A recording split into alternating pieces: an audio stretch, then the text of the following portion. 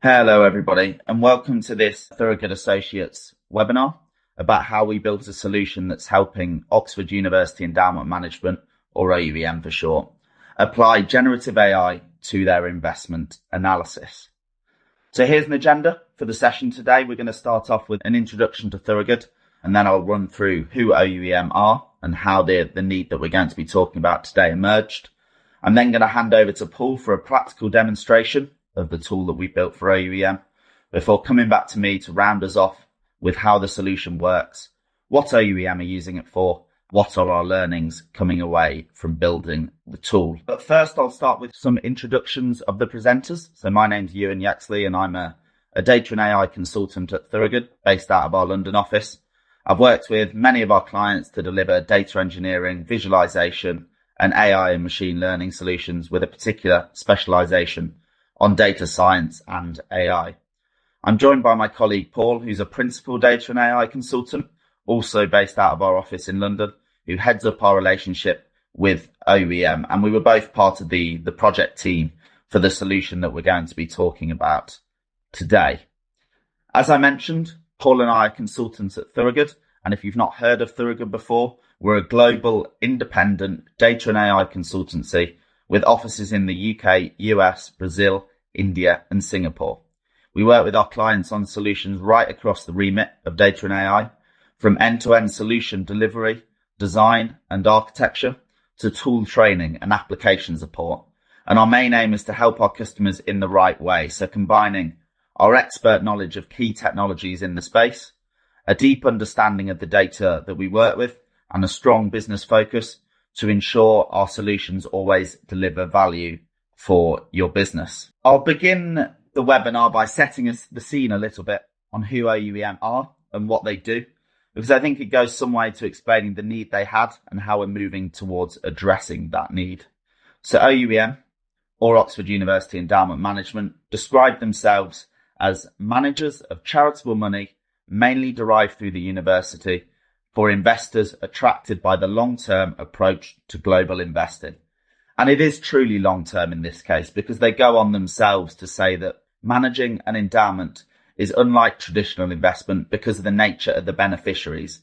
So for most pools of capital, such as pension funds, the beneficiaries are alive, but for endowments, the beneficiaries might not even be born yet. And it's important to note that they're really good at managing the money that they've got under their control. So as of their most recent public data, they've returned approximately 8% nominal annually over the last 10 years. And they currently manage over £6 billion worth of assets. So for those 46 charitable investors, it's a truly profitable enterprise. And they've seen a distribution of £1.6 billion since inception. What's Thorogood's relationship with OUem? Well, Thorogood have worked with OUem for 15 years, designing, developing, and evolving quantitative data systems and solutions to aid them in this enterprise. And we'll see now as we go through this presentation how we're now building alongside that to open up other data sources. So how did the need emerge for the solution that we're going to talk about today? Well, let's talk a little bit about how OUem manage the money that they've got under their control. So as of December 2023, OUem held approximately 75% of their £6 billion of assets in equity, primarily across public equity, who are funds who are primarily invested in publicly traded assets, private equity, who invest in non-publicly traded assets, and hybrid equity funds, who do a little bit of both. And why is this important? Well, because they're not direct investment, and OUem will rarely hold an investment directly in a company. Instead, they'll allocate their money to other agents, such as these funds, who they then trust to invest that money for them and yield a return, which gets passed along to OUem. And that's important because each of these different funds will have their own opinion on things. So they'll each invest differently, and they'll each have their own perspective on the market and where they think the best balance between things such as returns, risk, and liquidity can be found. So OUem, as I'm sure you can imagine, frequently have a need to ask questions of these intermediaries. And these could be questions such as, what's the state of the market? So how do you think the market's going to perform over the next quarter, half a year, or even further out? Or it could be more specific questions such as, what's the state of their portfolio? Is the fund confident in their portfolio? Do they think it's performing well at the moment? Do they think it's going to perform well in the future? And then there's even more specific questions, such as what has the fund been doing? And this could be things such as, has the fund sold off any of its investments? Has the fund made any new investments? Or even more granular things such as personnel changes. Have the fund been hiring in any specific area? Or has anyone significant moved on from the fund? And OUEM have a couple of different data sources that they can use to help answer these questions. One of these is the very traditional quantitative data model that I mentioned at the beginning that Thorogood have been designing, developing and evolving over the last 15 years. And that's where they can draw out those quantitative insights such as the raw performance numbers and the exact details on the investments that the funds have been making. But there's something missing from that purely quantitative side. And that's because a lot of the information that we're looking for is taken from the quarterly investor reports that OUEM receive. So over OUEM's lifetime, they've received about 10,000 of these reports, each of which contains information which will help OUEM to answer these questions. And I thought it'd be useful at this point to flash up OUEM's latest yearly report in this case, to just get a bit of a sense of what one of these reports look like. So on screen, I'm sharing OUEM's publicly available annual report from 2023. And you can see in the middle this tabular data on OUEM's performance. So this is the type of data that would be contained in our quantitative data model, which is super useful. And obviously we need access to it. But what we're missing if we focus purely on this quantitative side is this incredibly rich narrative alongside it on things such as volatility, OUEM's perspective on their own performance, and OUEM's perspective on the market. The kind of information really that's incredibly valuable to OUEM. But what we were hearing from OUEM around the end of 2023 was that the current way of extracting this information wasn't working for them. And we were hearing things such as the analysis of these reports is very time consuming. The reports are hard to find, so they're scattered across SharePoint, and it's super difficult to find the report that you're looking for to extract the correct information. And extraction relies solely on the human analyst, so it requires somebody to find the correct information among these thousands of reports and extract that information and surface it correctly to the rest of the team. So we sat down with OUEM and worked out a set of goals that any solution addressing this need should meet. And these were the goals that we agreed on with them. So the first was the obvious one, to consolidate all of these reports to ensure that there's one point of access for analysis of the reports. The second is to add AI-powered insights to human interpretation. So OUEM knew that the generative AI space was developing rapidly. In fact, they've also got a professional interest in the technology space. So as of the reports I've just showed you, 26% of their portfolio is invested in the technology sector. So there was a real sense that something could be done to supercharge the investment team's analysis. And then finally, we've got the ultimate goal to amplify the investment team's time. Now, this isn't replacing the investment team. Of course, they've still got a super useful place in adding their professional insight and knowledge to the analysis coming out of these documents. But it's about freeing up their time to move it away from manual tasks such as searching through the reports and move them on to tasks where they can really add value on the analysis of these reports. And the solution that we came up with in conjunction with OUEM was to create a tool to index and enable the querying of these unstructured investor reports. So simply put all of these investor reports in one place and build something on top of it from which OUEM can analyze them. And we'll see in the remainder of this webinar the tool that we built and how we built it. But this wasn't just a one-off solution that we put together. We put together a series of steps towards a full vision as we currently see it. So the next obvious step was to extend the functionality of this tool to other unstructured documents like meeting notes. So OUEM will frequently meet with their investments, and out of these meetings comes notes, comes the transcripts of the meetings. Again, super useful information, a useful data source which could aid analysis if incorporated into the tool. The next step was to develop an in-house PDF quantitative data ingestion tool. So the table that I just showed in the OUEM report is an example of the tables contained within these PDF documents that need to go into the quantitative data model. So if there was a tool that could strip out all of those tables and automatically ingest them into the quantitative data model, this will save OUEM time and money. And then the final step was to blend the golden record quantitative data from that quantitative data model into this tool that we built. So join those two data sources to really provide a full holistic vision of OUEM's investments in one place. And that stems from the idea that if the quantitative data record exists, then of course it should be surfaced when querying your tool, because that's your one source of truth, your golden record within your organization. But without further ado, I'll hand you over to Paul to show you an example of the tool that we've built before coming back to me to show you how we've built it and our takeaways from doing so. Thank you, Ewan. So here you can see the custom user interface that enables OUEM to interact with the application that we've built. The version you see here is an exact copy in terms of functionality and look and feel. OUEM's version contains information pertaining to current investments, which is taken from a set of over 1,000 quarterly investor reports provided in PDF format. It will contain the full set of approximately 10,000 reports when we move to the next phase of the implementation.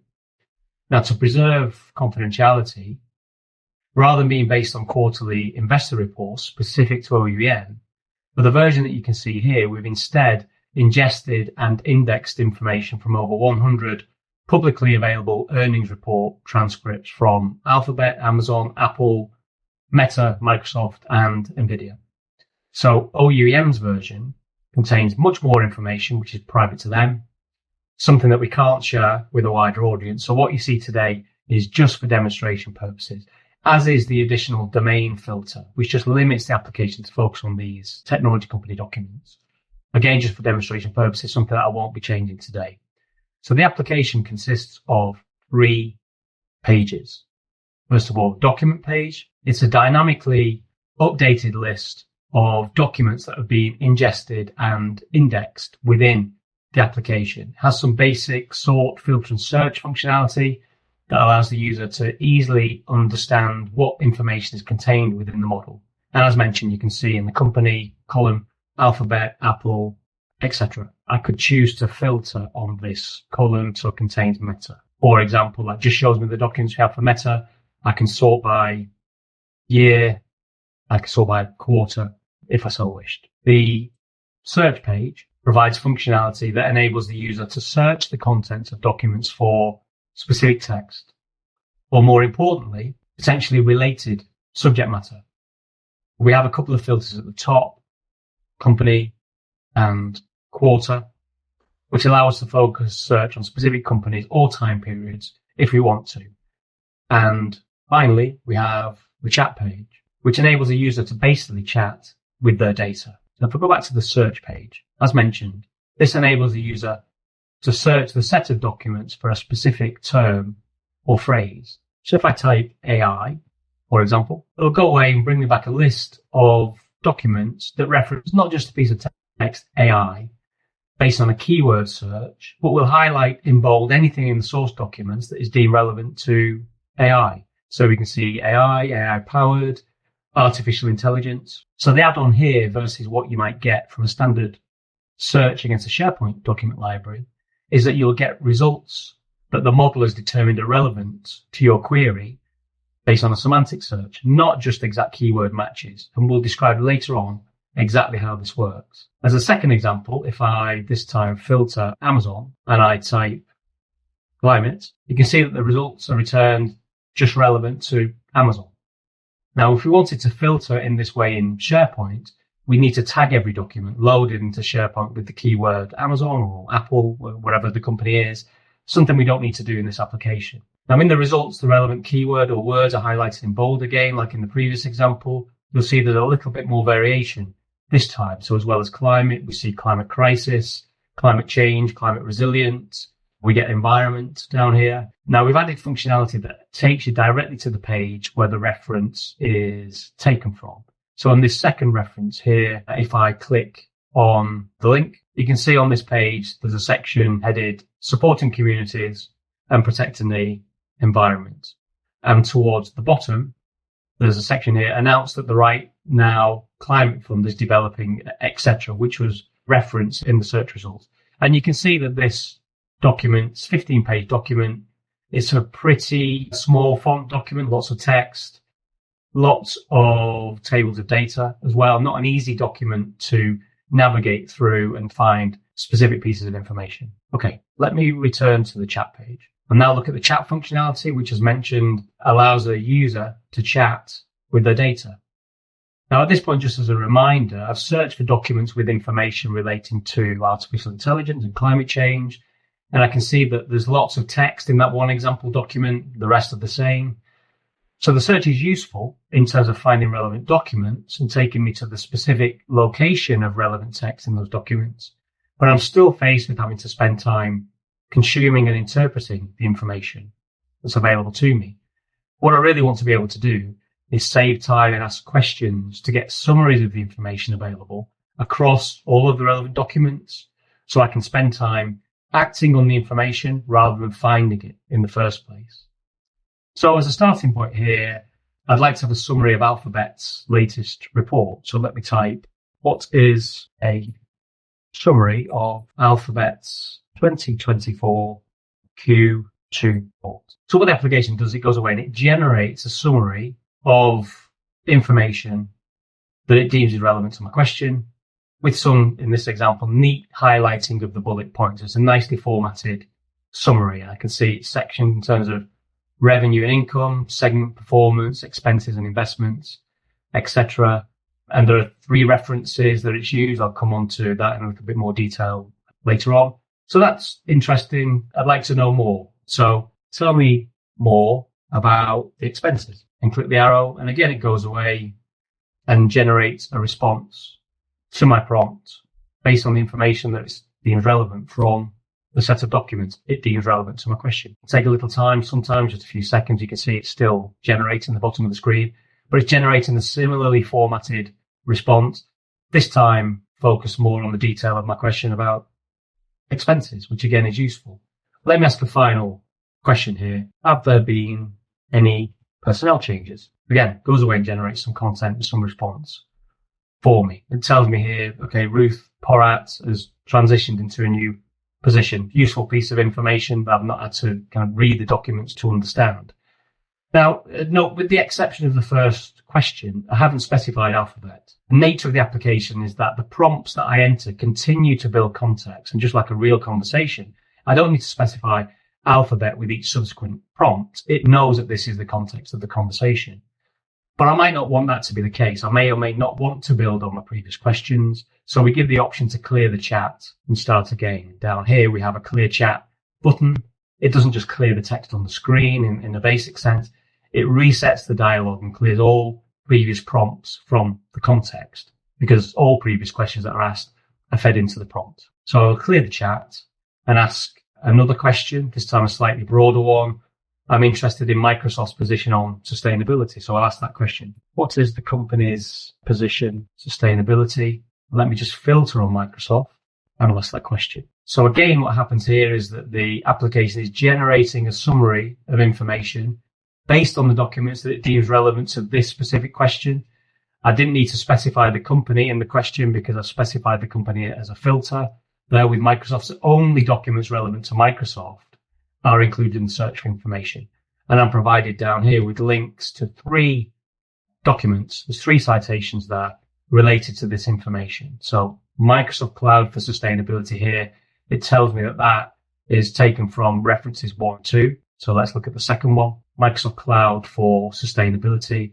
Here we can see sustainability is an existential priority, etc. And with our Microsoft Cloud for Sustainability, it is referenced there. So if at any point I'm a little bit unsure, untrustworthy about whether the information that is summarized from the document is actually the information that is in the document, I can check the citations and I can read just to get a sense check and validation check, but also to read a little bit more widely in that particular document. Now, if I remove that filter, this time I'll ask another broad question. So what are the most profitable parts of NVIDIA? As before, just takes a little pause to go generate an answer and finding the documents that it deems relevant and then summarizing that response for me. And then it starts to give me the response.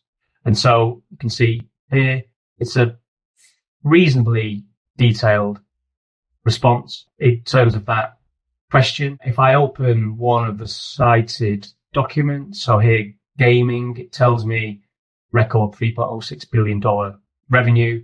In first document, that information should be contained within this citation that is returned to me. Second page, so here, gaming, second quarter revenue was a record $3.06 billion and further information as well. Data center, second quarter revenue, record $2.37 billion. So again, you can check the information is correct and you can read further detail related to that response. I'll ask a follow-up question. What is the sentiment for future growth? Broader question, not something that I could just see in a document. I'd need to kind of assess and summarize that information for myself. Again, a neatly formatted response, and you can see the response is specific to NVIDIA. Even though I didn't specify NVIDIA in the question, as mentioned before, it knows the context and it knows this conversation is about NVIDIA. And finally, asking a different question, tell me about any concerns for future performance. Little pause while it searches the information and then summarize it. Again, it's specific to NVIDIA. I've not specified NVIDIA, but that's the context of these prompts. And it provides me with a summary of high-level information about what the future performance might be impacted by, etc. Now, you may have spotted whilst you've been looking at these responses, the thumbs up, thumbs down icons. Now, in the background, what we're doing is we're capturing all the questions and responses, and we allow the user to provide feedback on the responses. I may like the response, in which case I'll click thumbs up and turn the icon green. Now, I may not like it. I may think the response is incorrect, too vague, whatever the reason, I can click the thumbs down, and it gives me this option to submit some specific feedback on my reasons. So maybe I think it's inaccurate for whatever reason, I can submit that. And to highlight the collaborative nature on the way that we develop this application, this piece of functionality was suggested by the OUem investor team during one of our weekly feedback meetings as a way to provide feedback on the quality of the responses and a way of engaging with users so they can interact even more with the application.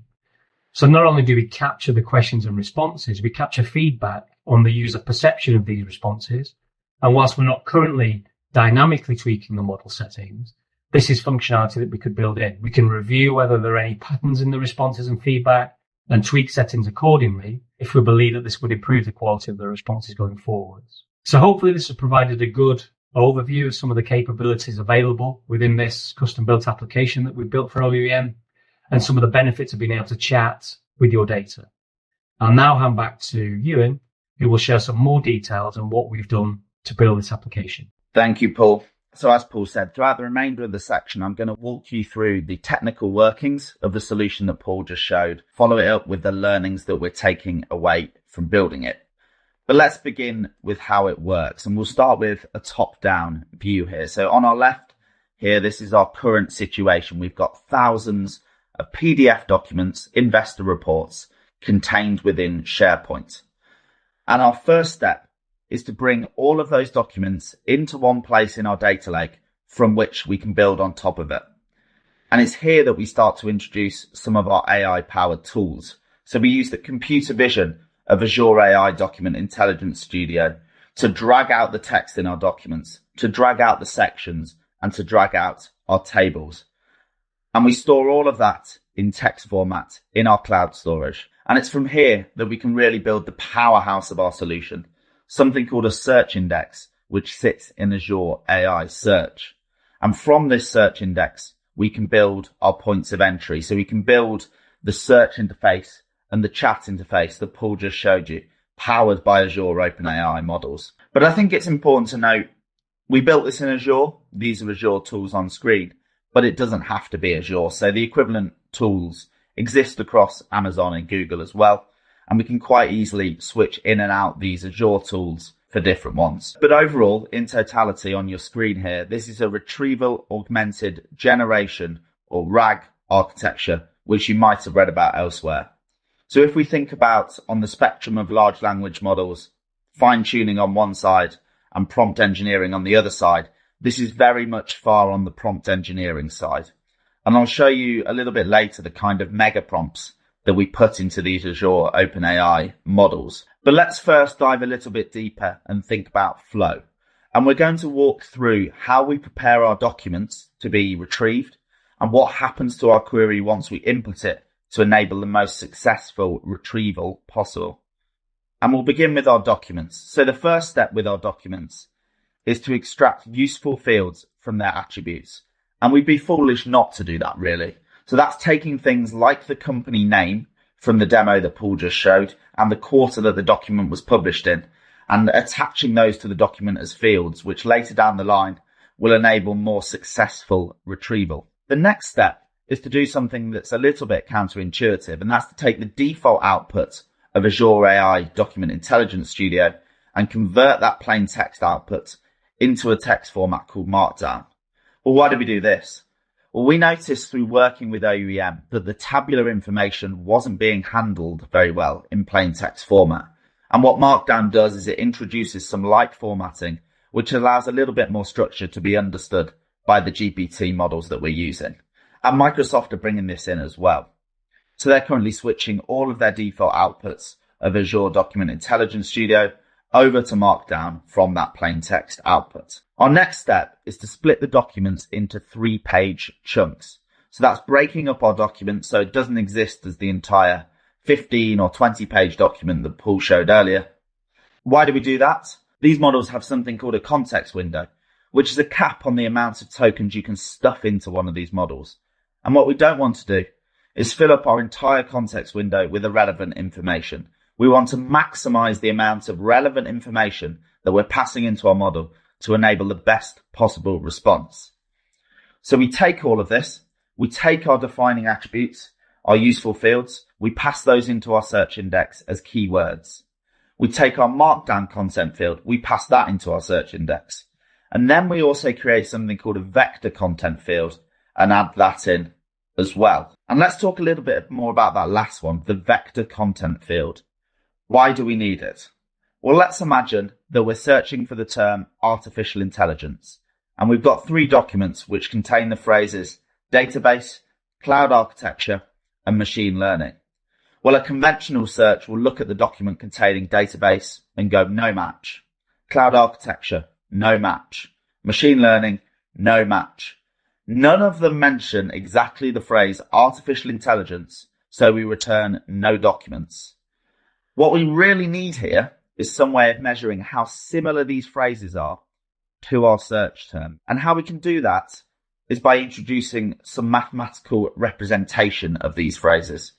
So we do something called a vector embedding using a large language model to numerically represent our phrases. Now in our solution, the embedding model that we've used embeds the phrases into vectors with dimensions of 1536.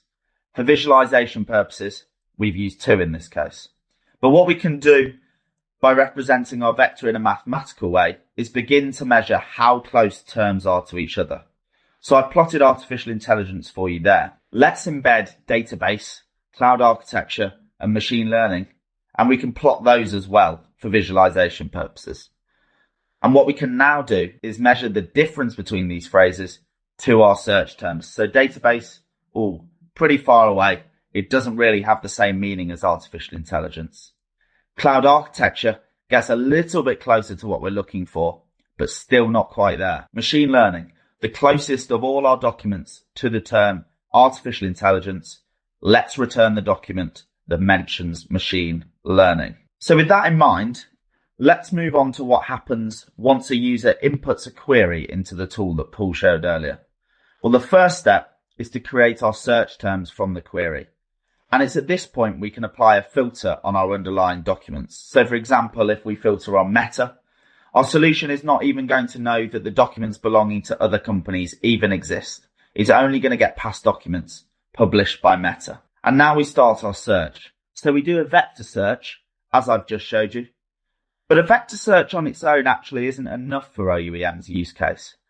And let me explain a little bit why we need some way of boosting exact keyword matches. And that's because let's imagine I was searching my tool for Alphabet's Q4 2023 results. Well, Alphabet's Q3 2023 results are going to be deemed very similar in a vector search. It's only 1 number difference after all. But in reality, it's a completely different set of results.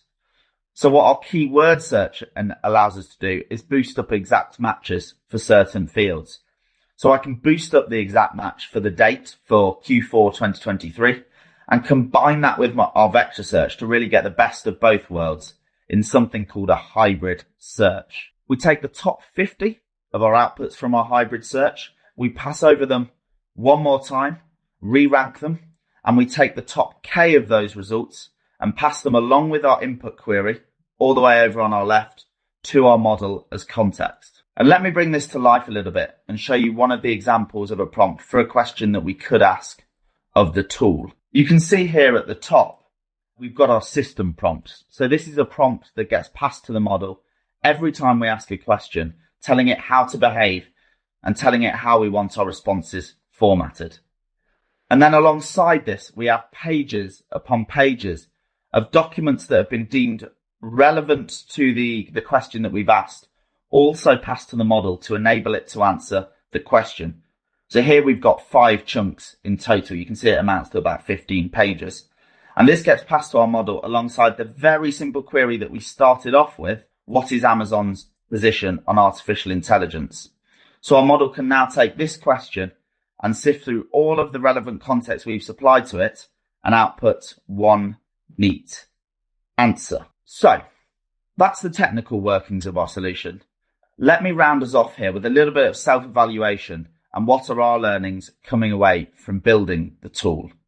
I'm going to tread back here a little bit to the goals that I laid out earlier in the presentation.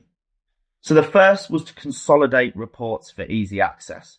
Well, at the very least in our tool, we've got a neat list of all the documents contained within our solution, but now with useful tags. So we've got the names of the companies that published the documents and the quarters they were published in. But we've also got 2 other points of access. We've got a search point of access to improve on a simple SharePoint search, and we've got a chat point of access to enable generative responses from multiple reports. So pretty well on this one, I think. The second was to add AI-powered insights to human interpretation. Well, a user can now find phrases similar to the one that they're searching for, as well as obtain a generative response in whatever format they desire. So actually, one thing that was surprising to the OUem users that were testing this was that they could request for their information to be formatted in a table, and it would be outputted that way through the chat panel. And again, that's something that will look to save them time in the future in terms of formatting themselves. But there's always going to be more to go on this one, of course. And that brings us on to our last point, amplify the investment team's time. And the early signs here say that it's a useful improvement on what OUem have already. And we're currently discussing with senior individuals at OUem on the next steps to keep this momentum moving on. But realistically, it's too early to call. And we'd want to assess over the next 6 to 12 months how the tool affects working patterns and how it affects job responsibilities at OUem. Luckily, we can do that. Paul showed you the evaluation feature earlier, the thumbs up and the thumbs down. And that's now built in for us to be able to check in on in a few months' time and see how the tool is working for OUem. I'll round us off today with talking about what our learnings are from building this solution. And the first one, I would say, is to keep the business goals in focus throughout. And that's because I think it's easy as technical users or as technical builders to get carried away with this new flashy technology and build what you want or what you think the business wants. You can't do that. You've got to work the same way as your users. And let me give you an example here. So the filters that Paul showed, we knew that OUem would often use the information from these reports to arm them when going into meetings with their investments. So they'd want to just look at the reports that one manager has published, for example. Through the filters, it's easy to do that. You can filter to one manager and then ask questions simply of that one manager. The next learning is to optimize the inputs into all layers of the solution. And I say this because some of that optimization seems a bit counterintuitive to humans. For example, converting the default output from document intelligence into another text format, or providing a numerical representation of our text in vectors. But this optimization for each tool at each layer will really enhance the efficiency of your solution. The next is to work with the business to find the valuable intersection. And that's the valuable intersection of what's possible and the key business questions that they're going to want to answer. And I say this because I think it's sometimes easy for the technical implementers to know what will and won't work with these solutions. But sometimes the business user's only experience with generative AI applications is through tools such as ChatGPT. So identify the intersection of what's possible and the high value business questions early on and target it relentlessly. The next is to set out consumption estimates early and monitor them. So a lot of these tools are very new and it's hard to know or it's hard to calculate what your consumption is going to be without really sitting down and hammering out your assumptions for how this tool is going to be used. More advanced models tend to cost more money. Who knew? But what setting out consumption estimates will enable you to do is really assess where you sit on that cost-benefit curve of what model you use. Is the enhanced performance of the more advanced models worth the cost? Well, you can only decide that once you have your consumption estimates. And then the final learning that I'll leave you with is to provide a solid foundation for future success. So we know that the tool is already good at certain tasks, but what we've really done is set it for future success. These tools that we're using are being released and updated on an incredibly rapid basis, almost weekly. So you need to build your solution in a way that makes it easy to change. And the question that I think you should ask yourself is, if OpenAI release a brand new model tomorrow that's so much better than all of the models on the market and well within your budget, how locked in are you to your current solution? How easy is it for you to change? You shouldn't make it difficult. And with that, I'll wrap up today's webinar. I hope you found it informative and that seeing the example of a real working life generative AI solution is inspiring you within your organization. If you have any questions or would like to follow up with us on this topic or any other topic in data and AI, please don't hesitate to contact us by email or on LinkedIn by using the details on the screen. But I'll thank you once again for joining. I hope you have a great rest of your day.